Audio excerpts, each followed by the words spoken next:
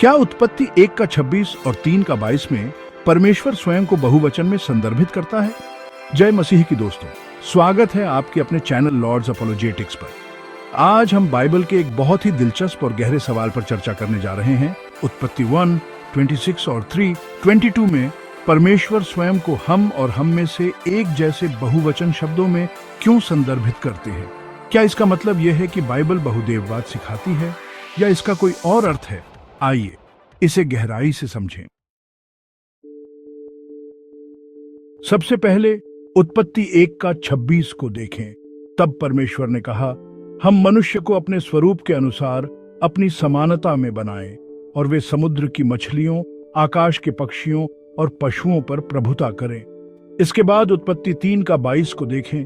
तब यहोवा परमेश्वर ने कहा, देखो, मनुष्य भले बुरे का ज्ञान प्राप्त करने में हम में से एक के समान हो गया है। इन वचनों में परमेश्वर हम और हम में से एक जैसे शब्दों का उपयोग करते हैं।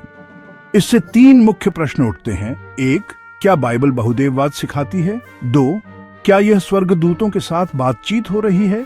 और 3, या यह त्रित्व ट्रिनिटी के सिद्धांत की ओर संकेत करता है? आइए इन सवालों का जवाब क्रमशः दें।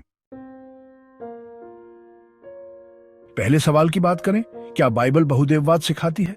नहीं, बाइबल स्पष्ट रूप से एकेश्वरवाद, मोनोथीइज्म सिखाती है।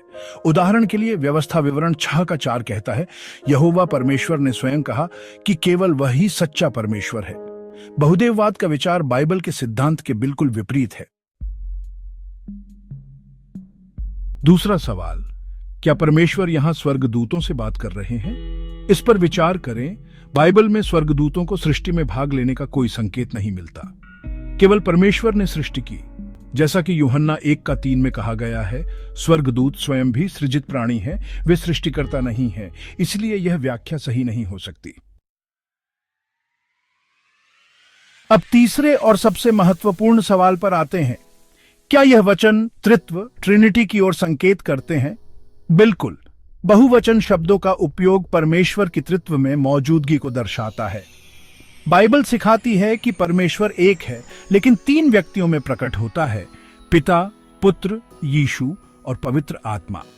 उदाहरण के लिए यूहन्ना 1 का 1 में लिखा है, यह स्पष्ट करता है कि यीशु वचन सृष्टि के समय परमेश्वर के साथ थे। मत्ती 28 का 19 में यीशु ने कहा, त्रित्व का यही सिद्धांत उत्पत्ति 1 का 26 और 3 का 22 को समझाने की कुंजी है। तो दोस्तों, उत्पत्ति 1 का 26 और 3 का 22 में परमेश्वर द्वारा हम और हम में से एक का उपयोग बहुदेववाद नहीं, बल्कि त्रित्व के सिद्धांत को प्रकट करता है। यह दिखाता है कि बाइबल के आरंभ से ही परमेश्वर ने अपनी त्रिएकता को प्रकट किया है। अगर आपको यह वीडियो पसंद आया हो तो इसे लाइक और शेयर करें। और हाँ, हमारे चैनल को सब्सक्राइब करना न भूलें, ताकि आप बाइबल के ऐसे और गहरे रहस्यों को जान सकें। धन्यवाद और अगले वीडियो में फिर मिलेंगे। प्रभु यीशु मसीह आपको आशीष दे।